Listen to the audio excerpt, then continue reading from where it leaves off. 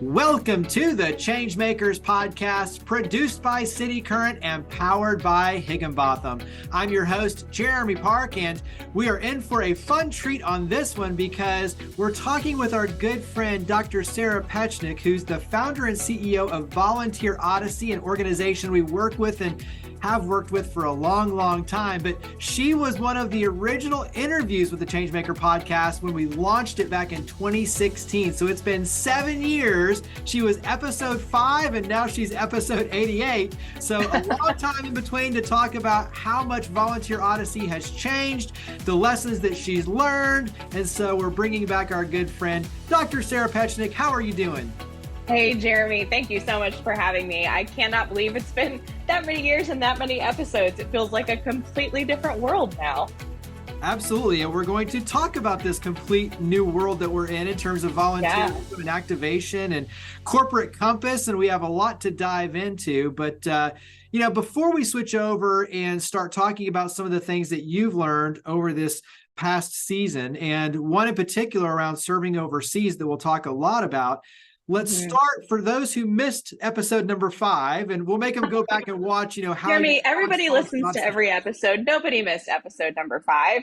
Well, hopefully they have, and they know your whole story, but let's start with some basic context around Volunteer Odyssey. Go ahead and describe Volunteer Odyssey. Let's start there.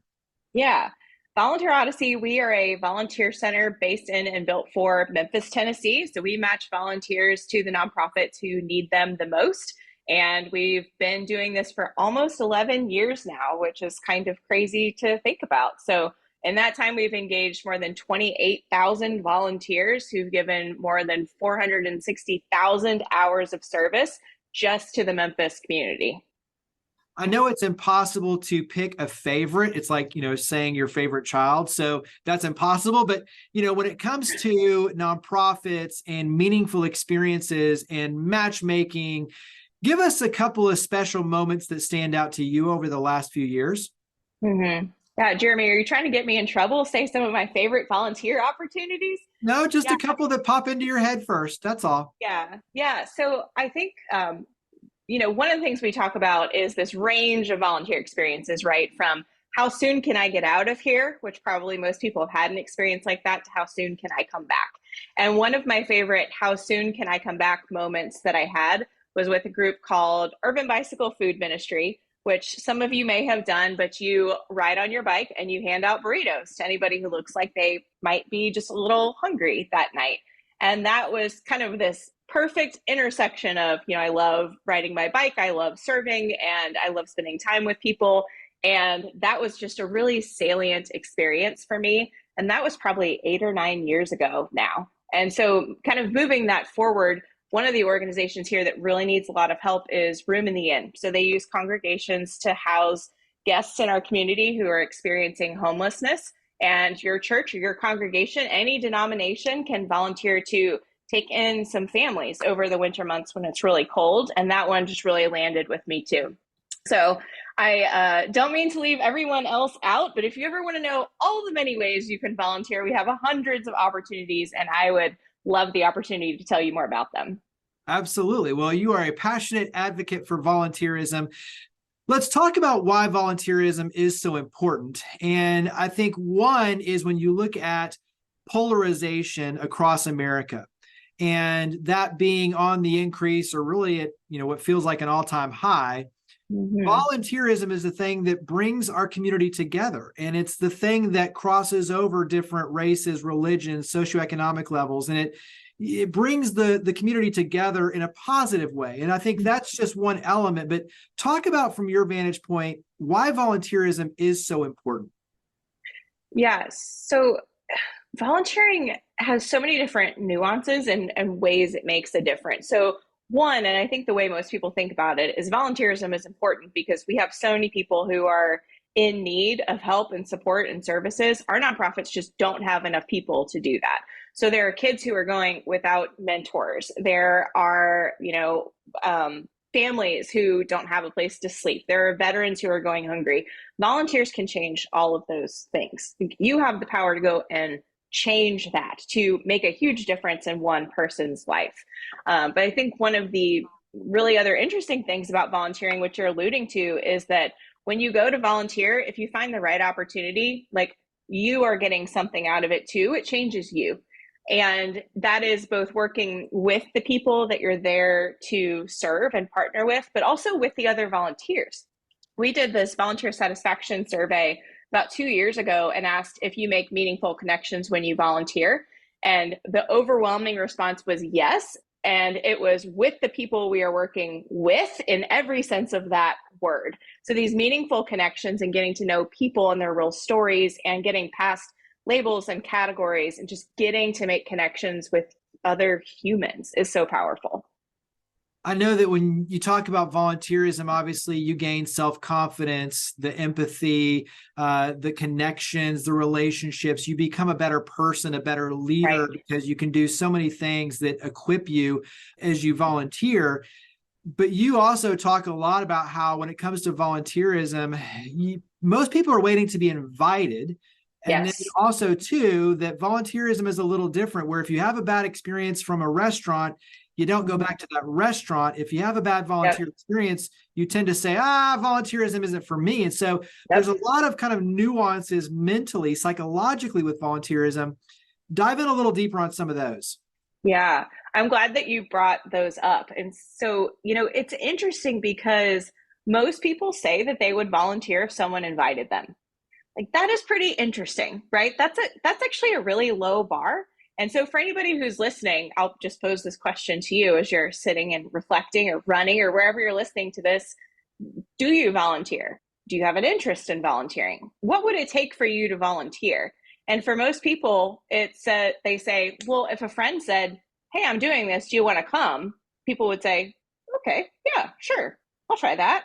And so that is such this low barrier to volunteering. But one of the challenges is that people don't talk about volunteering because they're afraid it comes off as, bragging or self-righteous. But we are trying to reframe that as you're an ambassador. So one of the best things you can do for the place that you're volunteering is to tell people that you're volunteering there and say, would you please come with me? I mean, think about, like, restaurants are a perfect example. Word of mouth is like the best possible, marketing opportunity, right? It's free and it's effective. But if people are never talking about volunteering, we are absolutely missing this huge opportunity to recruit others. And so, like you were saying, if you have a bad volunteer experience, it is so detrimental, because then people, like you said, just think, I don't like volunteering, I don't want to come back. So that is a big part of why Volunteer Odyssey does what we do and the way that we do it. So we review volunteer feedback to make sure that volunteers are having a good experience. And we only partner with a set number of nonprofits so we can monitor the quality of what is happening. So we want the nonprofits to be making good use of these volunteers so that they come back and invite people. But we also want to make sure that the volunteers are being helpful and are contributing, because a lot of times when you go in and you're trying to help, it may not be exactly what somebody needs. So how do we get the volunteers to the places that need them the most and could make great use of their time? That's a good segue, because when you talk about trying to volunteer, but doing it in a meaningful way, a way that benefits and doesn't hurt the nonprofit, we'll come back to all of those conversations on the front end, because that'll lead us into corporate compass and engagement opportunities. And so we'll cycle back to that one. But I want to go on this new thread for what you mentioned in terms of how do you make volunteerism meaningful and impactful and not hurtful to those you're trying to serve? That led you on, to me, a really cool storyline, personally, professionally, spiritually. Like, there's a lot to unpack there. But for you serving overseas, and we recently, we'll talk about this too, in terms of a trip to Texas and you being a part of the cityCURRENT team and partnering in some really powerful ways with Higginbotham. And anyway, we're on the plane ride to Fort Worth to host a big event with Lieutenant Colonel Dan Rooney of Folds of Honor, our first signature speaker series event with Higginbotham and Hillwood in Texas.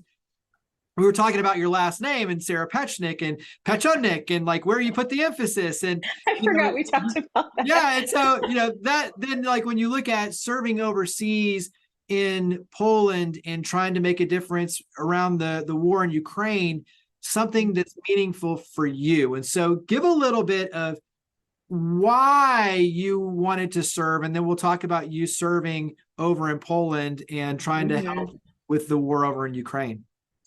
Yeah, it was a couple different things that all kind of aligned at the same time. And so, like probably most people, I've been reading about the war in Ukraine and watching what's happening and just reflecting on, what that means. And there are obviously a lot of conflicts, right, happening around the world.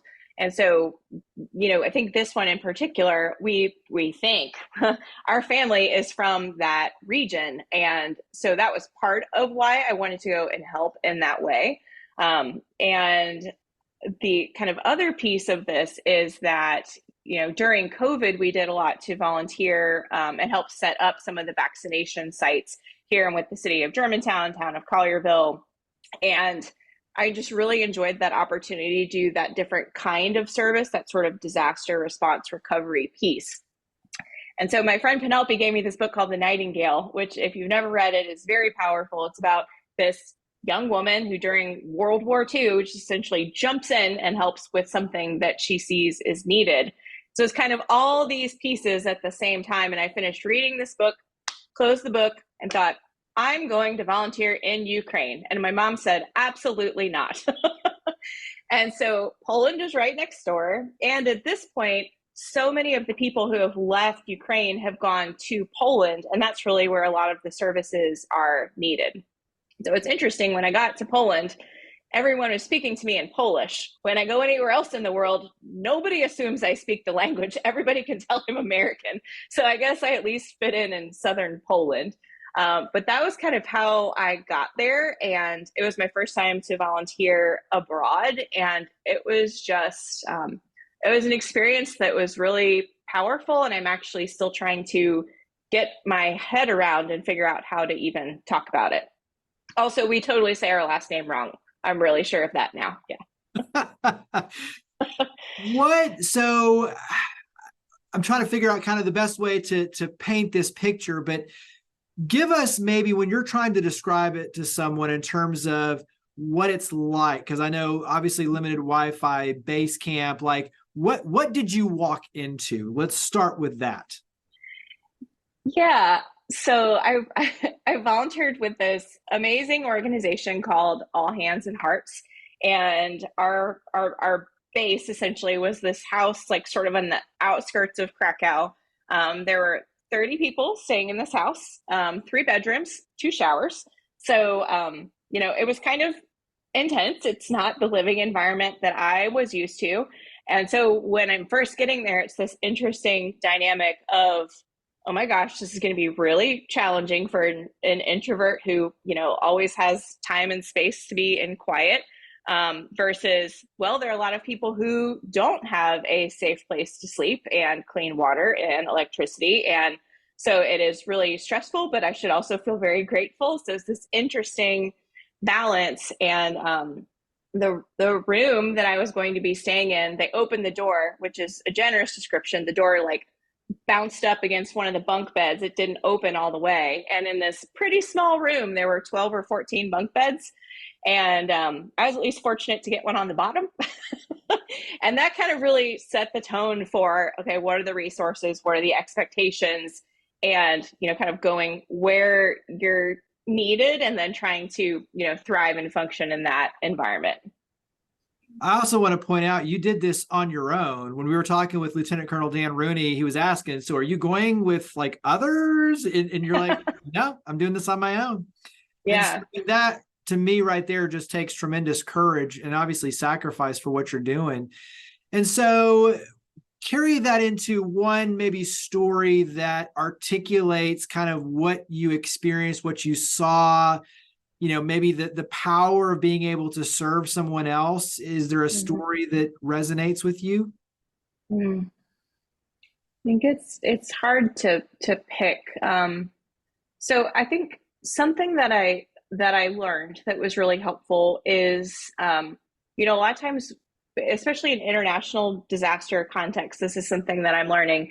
You go to serve, but it's really about sort of empowering the community that's, benefiting from those services to regain control of their own life and their own culture. And so the idea is not just to go and serve, but to go and contribute in a way where you are not needed anymore. And I think that was a really interesting perspective shift. So many of the service opportunities in the States are ongoing or perpetual. And with this program in particular, they serve an immediate need, and then they close up and they move to a different part of the world. And so as I'm thinking about that, there is this one organization, and we were helping teach English. And I had no idea what to expect. This was my first day, my first volunteer opportunity. And I'm thinking we're starting with, hi, and my name is. And this community has practiced so much and learned so much. We were talking about adjectives and asking them to describe things. And they're using words like vibrant and brilliant and rustic. And I thought, oh, you don't need me here for this, right? Like, you just need time and space to practice and talk with other people in English. And one of the things I learned is that a lot of the people who left Ukraine speak Ukrainian and Russian. But when you come to Poland, you have to learn Polish and English if you want to work in some of these major cities. So they left their country. They're trying to learn two different languages at the same time. And there is this one woman, Anna, and her English is impeccable. And so at the end of this experience, we were asking for feedback and how can we do it better? And I'm writing it down, and I realized she can do this. Her English is like, this is a learning opportunity for her. I'm not needed in this role. How can I return this experience to the people who live here, whose community this is? And so she hopped right up, and her handwriting was much better than mine, and wrote down this feedback. And I think the people giving feedback were probably more likely to be candid because they're giving it to her, even though we were there, instead of giving it to us. So that's a kind of a long and complex example, but just that one simple thing, handing that marker over to Anna and saying, this is yours. Like, you take control and ownership of this, was just really salient for me. And I learned a lot just in that one specific moment. Was there something or some things that the organization did to prepare you that you thought, wow, this really helped me to be more impactful, to better understand the circumstance and the situation, to understand my role? Yeah, they did. They really did an incredible job. So one of the first things they did before I even got there was they gave us all these resources about how to take care of your mental health, what to do if you're starting to feel overwhelmed, how to ask for help, how to call home, all these different things, what to do if you need some quiet time, how to go for a walk by yourself and what the rules are for that and that kind of thing. We had an orientation the first day I was there, and I learned so much in that orientation. It was talking about safeguarding, which is how you take care of the people that you're there to work with and you don't overstep your bounds. And there were three of us in orientation, and Amanda, who was our coordinator and our orientation leader, I kept taking pictures of the slides. And finally, she's like, Sarah, I can just send you the slides. Like, okay, thank you. And one of the slides that just has really stuck with me is this balance between, or even conflict between, efficiency and dignity. And so as you think about, sometimes those are at odds, which I had never actually thought about before. So at a soup kitchen where you can feed 1,000 people, in an hour, what's that experience like to the people coming through that line? They get 5 seconds of interaction versus having this very customized sort of hands-on, what do you need and what do you want, is much slower, but returns a lot of power and dignity to the person that you're working with. And I had never thought about that before, that kind of tug and pull between the two. So they did an amazing job equipping us with how to take care of ourselves, but also how to be a good steward in the community that we were in. And I'm actually trying to incorporate a lot of that into what we were doing here at home. When you look at the idea that kind of led us down this path of really being impactful, not hurtful with your volunteerism, yeah, what are maybe one or two things that you pull away like that in terms of the conflict between dignity and efficiency that you want to bring back home? Yeah, that's a great question. And one of the things that really stuck with me is the way that this organization, All Hands and Hearts, they decide if they're even needed in a community. And so they don't just show up and decide to help, right? They have a small team that goes in and starts making these connections and these contacts and these relationships and says, this is what we do. Do you even want us here? And sometimes the answer is no. And that's fine. Like, why do you want to force yourself into a situation where you're not needed or not wanted? Like, that's not good for anyone. And so as we think about, helping here, a lot of times we try and do things that are maybe well-meaning, but not actually helpful. And so I'm thinking specifically about a time at the food bank here, the Mid-South Food Bank, and we had finished kind of packing, our boxes, and this is Sarah's fault. And I was there with my team, and I thought, well, there's more boxes there. There's more stuff. Let's just start packing. And the coordinator came back in and was like, no, that's not how we were going to do those, right? And so just jumping in and trying to help without being sure that that's what's needed was really another very powerful reminder of that. And that's one of the things I love about the way that we work with nonprofits, or try to work with our nonprofits here in Memphis, is that we let them tell us what they need.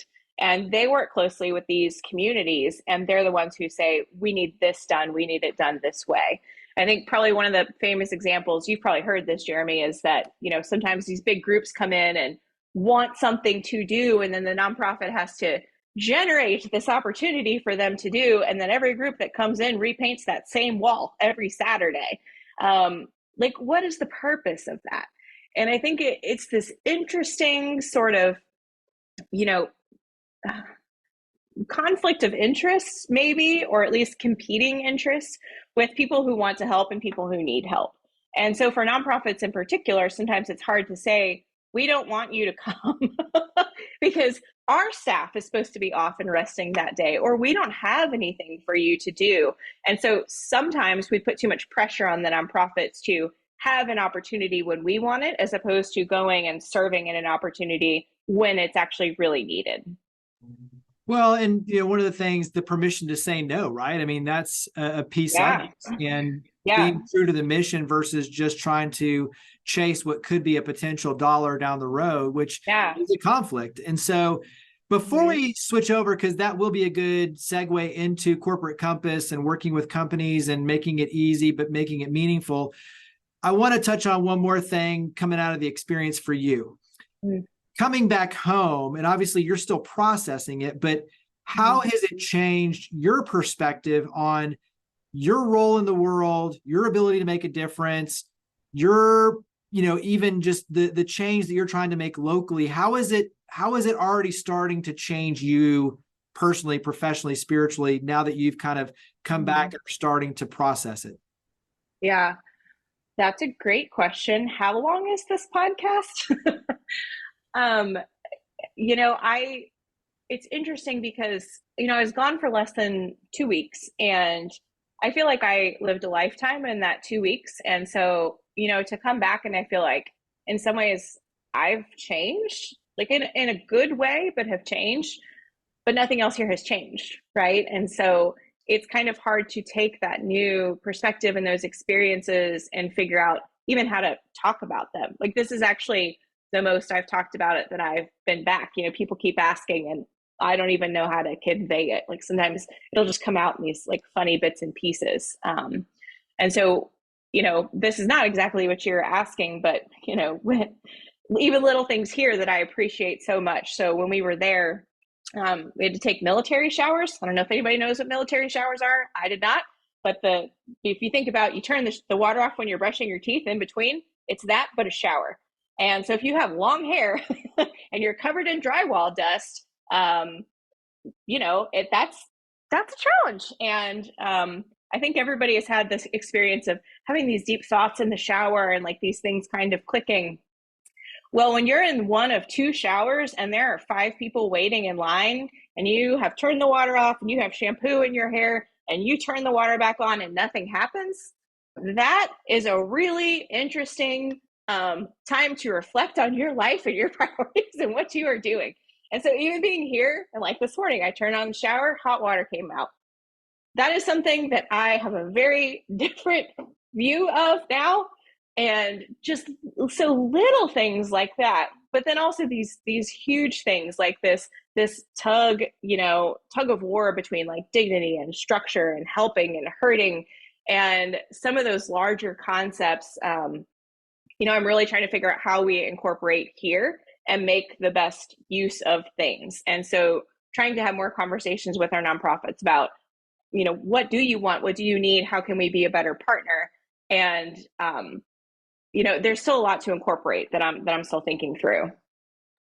And I think when you talk about what you experienced and you talk to someone who serves, in the military or has served as a veteran, and what they saw during war, you see the very worst. You also see the very best. You see humanity. You see families fighting for survival, doing whatever it takes to survive. I mean, it does reprioritize what's important and the values that we have in terms of showers and things like that, the things that we value. It puts it in a very different perspective that does change you moving forward. And I think all of that becomes something it really is, people say a life-changing experience. And sometimes, it's this, but in this case, it really is a life-changing experience that forever shapes your perspectives and your priorities. So absolutely. And I think this will be something that, over time too, as you continue to process, I think that's kind of that fun evolution of you as a person and the maturity, but also these conversations that we can have that become meaningful for others so that they can process it as well, because that's the point, is sharing the lessons that you learned so that we can all be more mindful, a greater spark to make a difference. And so let's go ahead and transition into Corporate Compass. Let's start with a little bit on the Volunteer Odyssey partnership, strategic partnership with cityCURRENT and Higginbotham, because that will lead us into then what we're doing with Corporate Compass. And I'll give my quick, high level view, and then I'll let you dive in deep. So we have shared, friends, and I've known you obviously since even before, starting Odyssey. So we go back over 10 years now, almost 11 years working with Volunteer Odyssey, always, sending people your way to get involved in the city, working with, tracking the volunteerism and the metrics and everything, sending companies, and us obviously using you and your platform. So a long history and legacy there.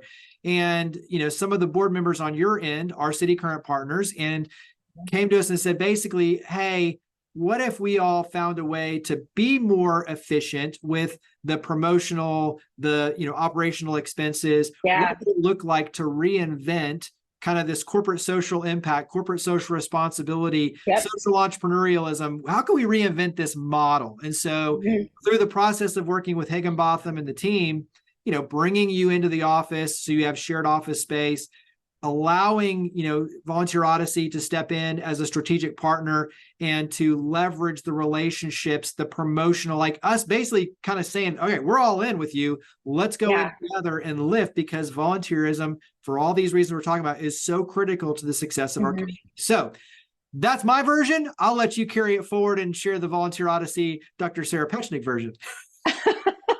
I like your version, Jeremy. Let's go with your version. It's all true. I mean, it's the same version. It's just you can add more detail to it.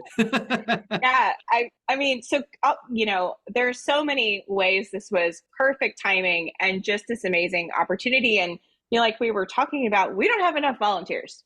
We've never had enough volunteers. It's worse now than it's ever been. There is a massive volunteer shortage in Memphis and around the country and around the world. And so, why is that, and how do we fix that? So, like I said, one of the challenges is that people don't talk about volunteering. And so if you're not talking about volunteering, it's really hard to get more volunteers. And so us being able to amplify our message through cityCURRENT and through Higginbotham and through all of these resources and channels gives us this really powerful, valuable way to get more volunteers into the places that need them the most. And so even if all the people listening to this podcast, even if one person thinks, you know what, I'm going to email Sarah and I'm going to sign up, or I'm going to go to the website and I'm going to sign up, that's something that we wouldn't have had otherwise. And so this is really a dream partnership for us to have access to these corporations, that already value and love cityCURRENT, who are coming and want to do good things, and then having this way to connect them to meaningful opportunities with these nonprofits. It was just like perfect timing. And it's so exciting. Like you said, I met you before Volunteer Odyssey even started, when it was just an idea. And now to be, kind of on the same team is just really cool and exciting. And we're going to be able to do really great things. I think there's a lot of kind of subplots to it. One is the power of relationships, doing the right thing over a long period of time. It builds strong relationships so that when these opportunities arise, you can take advantage. On the flip side, I give full credit to Higginbotham because we throw them a lot of curveballs. Hey, we want to bring them in-house. We want to provide office space. We want to leverage this. We want to work together. We want to, offer support in a lot of different ways because we want to put our money where our mouth is. When you talk about being an organization that wants to power the good in so many different ways, including volunteerism, we've got to do our part in the community to help lift. And so I view it as a critical ingredient to success for the community, but also an imperative responsibility for us to be able to say, look, we have an opportunity to be able to lower your operational costs, to provide promotional exposure, operational efficiencies, like all these things that we do, not necessarily in our sleep, but it's a part of our business processes that we can use to leverage to help Volunteer Odyssey be way more successful, that in the end will greatly benefit our community because that's what's needed, just like we're talking about when you look at the environment we're in. So exactly. I think the cool thing is that when you talk about why it's so important, yes, you can recruit volunteers one at a time. Yes, that's important. But when you talk about moving the needle quickly as possible, you go where the masses are. And the masses, potential employees and volunteers, an army of do-gooders, is with the companies. And so go ahead and dive into Corporate Compass and what this model and framework looks like. Yeah, we're really excited about this. And this is something that we've built with the input of and collaboration from the cityCURRENT team, but also some local corporations and nonprofits. So the idea is, these big one day of service sorts of things, that has a role and that has a place. So this is not saying those are bad or stop doing those. This is about how do we fill that gap between individual volunteers sort of trickling in, a big corporate team coming one day a year. What about all the other needs all year round? Mandy, who's the volunteer coordinator at Catholic Charities, who is absolutely wonderful, called me about a month ago and said, we have 0 volunteers signed up for our mobile food pantry next week. What are we going to do? And so that kind of started the wheels turning. And Jeremy and I and the team were talking about how do we get corporations to volunteer all year round? We need volunteers 365 days a year. But people have time to do it. A lot of companies even offer volunteer time off, VTO, but most employees aren't using it. And so why is that? There are a lot of reasons there. We can help companies unpack that. But the whole point is to get, if your company wants to do good things in Memphis, getting your employees in a place where they can make a meaningful impact and that it's helping them feel more loyal to your company. Like this is a win-win-win sort of across the board. So we're really excited to start rolling out this sort of corporate compass model. And we already have 1 or 2 companies who are signed up for it that we're excited to tell you about really soon.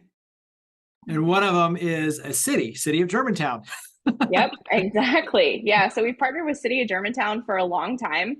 And the idea for this model is that we will take a look at your company and figure out, where you want to go with your corporate volunteerism, what it's like now, and how we help you get there, right? And a big piece of that is making volunteering accessible and simple and meaningful. And so a lot of the conversation, Jerry, you and I were just having about, my sort of aha moments volunteering abroad, those moments exist right here. And we are in desperate need of volunteers. And so if you have ever thought, I would like to do more, like, what is my purpose or how can I contribute? It's this. We need you. We need your help. And if we can do this through companies and keep it front and center, that could potentially be an absolute game changer for the entire Memphis community in terms of meeting community needs. And obviously, when you look at this ChangeMakers podcast and even through Higginbotham, when you talk about what we're discussing, there is local impact in Memphis. I mean, obviously, that's the focus for Volunteer Odyssey, but everything that we're doing and learning, the idea is we want to freely share this and start kind of planting these seeds in all these different communities because everything that we're experiencing here is being experienced in other communities. And we have an opportunity to share these best practices and really move the needle in a positive direction for all these different communities that are struggling. And so I think there's a broad applicability to everything that we're discussing around our nation and really around our world, just like you're talking about. When you talk about volunteerism, especially on the corporate side, the why, right? Like you kind of alluded to it, but consumers are basing their purchasing decisions based on the social good effort. So they're choosing where to buy goods and services based on what they see in terms of the impact communities are having philanthropically in the communities. Employees are choosing where to work because they want that purpose in the workplace. They're also turning to their companies and saying, hey, I want volunteer experiences as a part of the workday, not on my own free time. I want you and need you to help me get involved in the community. And there's a lot of reasons for that in terms of socially what we're experiencing and why. But the simple reality is that consumers are driving it, employees are driving it, and it's needed. And so I think, why should we care? Well, there's every reason in the world. And when you look at the statistics, companies with that higher purpose, with engagement opportunities, with opportunities for their employees to go and serve, they're more productive, their employees are happier, and the statistics in terms of their return on investment is way higher than those that don't. And so absolutely, there's a lot of reasons. I mean, so like you said, the research shows that the employees who have opportunities to volunteer and use those opportunities to volunteer have higher job satisfaction, lower turnover, and prospective employees. Now, this has become a big piece of what people are looking for is, yes, you can make money, right? But when I'm looking for a job, I want to work for a place that, is invested in the community where we're living and where we're working and is giving back. And so from a employee retention and employee recruitment standpoint, it matters. From a customer engagement standpoint, it matters. And then you live and work in this community. Like anything that you do to make our community a better place, like ultimately comes back to you, right? So it's just this amazing opportunity and intersection for every company and every person to help build whatever community you're in, whether that's Memphis or anywhere else in the country. So what advice would you give for individuals? I mean, obviously the first one that you alluded to right out of the gate is invite people, talk about your volunteerism, be a champion for the nonprofit and the causes, and make sure to be intentional to invite others to participate and share in that joy and that experience. Right. But what words of encouragement, what advice would you give for individuals to start getting involved and taking those next steps? Yeah, that's a great question. So first, just decide to start. I know that sounds silly, but I'm a nerdy psychologist, right? Deciding that you're going to do it, even before you decide what you're going to do, is huge. So as you're sitting here listening to this, let's see, we'll do a little psychology experiment on the audience, right? Do you want to help? And can you just decide right now that you are going to do something?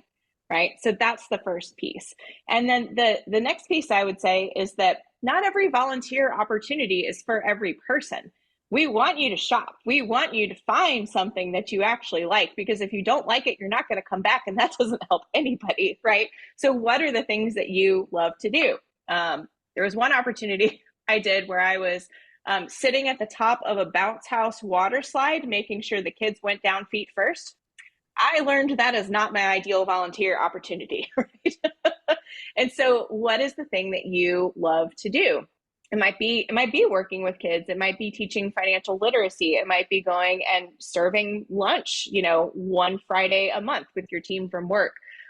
So don't be afraid to explore different things and think, okay, maybe not this one, but what is the one that's going to make you just light up and really, make you feel like you're contributing, but also make you feel like it's enriching your life too. That's really the goal. Like there's so many different ways to volunteer, and it's just about finding the right fit for you.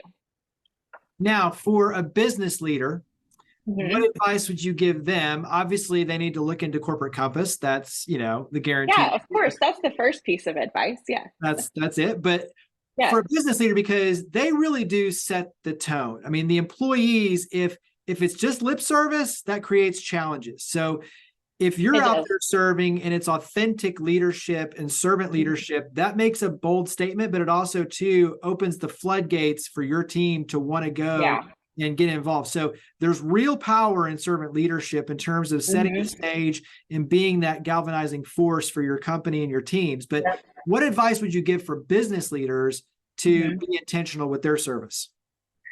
Yeah, so that's a great question. And one of the things that we've seen is just telling your employees they can go volunteer and sending out a link is not enough. Just like anything else, like even think about this open enrollment sort of time for a lot of people. You can't send one email and one link. This is why you get 30 emails from your company about open enrollment. So one, just acknowledging that it has to be an ongoing thing. It has to be a conversation, just like anything else that you do with your employees. And then they have to believe they can actually use it and that you want them to use it, but that it's still up to them. It's this tricky balance, right? Because you want to remind your employees that they have volunteer time off. You want their direct supervisors to say, yes, it really is okay for you to go and do this. Like, we want you to do this. But you don't want to have a situation where they say, everybody better go volunteer 4 hours this month, right? We call that voluntold. That's not the same thing. So how do you make sure people know they have the opportunity, they know the steps, they have the permission, and they feel like they're encouraged but not forced to go make a difference and be happy about it. So there are a lot of different things companies can do. And one is just kind of knowing where you are right now. So being able to assess your current culture and your current approach to volunteering. And then I think, some sort of low-hanging fruit is seeing their senior leadership go out and volunteer and then having them be the ones who invite you, right? So if you see the CEO of your company out volunteering, you see a picture and the CEO says, hey, next time I'd love for 4 of you to come with me. Who would like to join? That is huge right there. And it really is such a simple thing, but it makes a tremendous difference. So there are all different kinds of things companies can do to get people to take advantage, and really excited to start talking with you about it. Absolutely. So this is one of those that, like I said, we could have you come back on, a million episodes and there would still never be enough time to unpack all the knowledge and, the inspiration and everything that we're talking about. So let's go ahead and switch over. We'll do a lightning round. It'll be fun to compare the answers now between, the ones back on episode 5. Oh no, I should have done my homework. Yeah, see how much you've matured and how things have changed, or if they've changed at all, right? So, Jeremy, I never mature. Come on. Yeah, it's like I saw a thing where for men especially, it's like you grow older, but you never grow up. Like you're still dino chicken nuggets. That's pretty good. It's true. All right. Okay, so I think I'm ready. First one is, what do you like to do to relax? What do I like to do to relax? Can you tell I have trouble relaxing? For a second. So I love being outside, especially like at night. And so I just learned there's this dark sky zone in Arkansas where you can go and kind of see out into the Milky Way. And so I'm really excited to go and do that and try and turn off my brain. So that's probably next on my list to try. When someone comes from out of town to visit Memphis, where do you like to take them? Oh gosh, how long do I have? Like, are they here for like an hour or a weekend or a lifetime? A weekend. We'll say a weekend. A weekend, yeah. So definitely something outdoors. So maybe walk over the Harahan Bridge or go bike, on the Greenway. A free show at the Overton Park Shell. Dinner at one of my favorite restaurants, Echo, Bari, Napa Cafe, something like that. And then I like to take in a volunteer. People like kind of roll their eyes sometimes, but they end up being glad that we did it. And so if that's ever something I can work in, I really like to do that. And then one of my other favorite things is you can do this driving tour at Elmwood Cemetery, where you can learn all about the history of Memphis through the people who are buried there, who are permanent residents basically. And that's a really cool way to spend an afternoon. I think though that the volunteerism, especially because I did it in San Antonio, I was there for a few days visiting an office with Higginbotham, and that's one of the first things I was like, let's go volunteer and let's do it. And it was awesome. It connects you to the community. And I think it's just a powerful way to build relationships, but to be immersed in the community. So I love it. Absolutely. Like, what helps you better understand a city than really getting in there and seeing what the city is? So, yeah. Yeah. And you meet amazing people who care. I mean, that's the other thing about volunteers is you're meeting people who genuinely care. So they're going to care about others and they're going to care about you. And I think that's, Right. you're putting yourself around just amazing people by doing Mm-hmm. that. So, all right, Yeah. what is a favorite place that you like to visit outside of Memphis? Hmm. I'm trying to decide. There's so many amazing places. I feel like this is a lightning round. I feel like I'm failing. I should have a fast answer. You can list off a bunch. There's no rules. We're not going to be like, eh. Oh, okay. Okay. Yeah. So, like we were talking about, I just went to Poland and I didn't get to see a lot of Poland because we were volunteering. So that's something I would love to go back and explore more. It's such an interesting country, and I don't know that it's the top of most people's lists to go and see. So I would love to do that again. And then anything where there's wine country, I'm in. So any place that has vineyards, like my parents live in Maryland, so whenever I go visit them, we go check out some wineries up there. Yeah. What's something on your bucket list that you want to cross off? Hmm. I would really like to learn how to scuba dive. It scares me a little, but that's, where all growth happens, right? So at some point I would like to get scuba certified. Yeah. What is a quote that inspires you? You don't have to get it verbatim, but just what's a quote that inspires you or a saying? Yeah. Anne Frank said, I am going to mess it up a little, but no one need wait a single moment before starting to improve the world.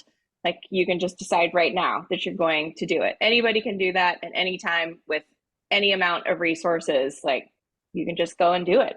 Like that's really pretty incredible when you think about it.